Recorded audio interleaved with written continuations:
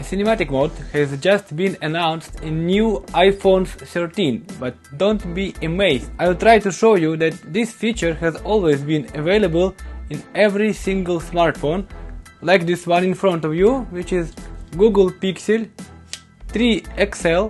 I will use two methods: automatic focus change, just by doing nothing and not touching the screen and letting the phone focus automatically on the objects in front or on the objects behind, just when I will point the phone to the different areas. And also sometimes I will tap the screen to choose the focus area.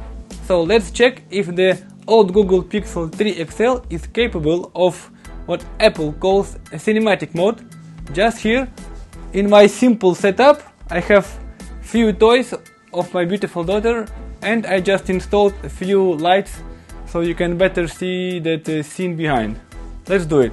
Alright James, let's start. We will start from the box of this nice little LOL doll, and I will slowly move this down, and focus is changing to the beer, far away from the camera.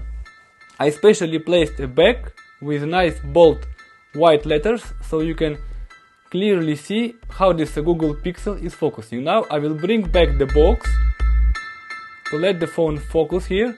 If you see, I am not touching the screen. I will move a little bit object.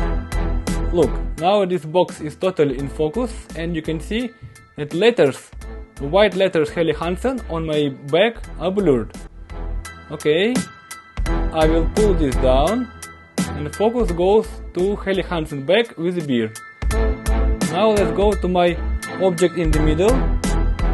I will tap one time, and now this object is perfectly in focus. I will turn the phone, and you can see that Helly Hansen letters are a little bit blurred now, as well as the face of the beer.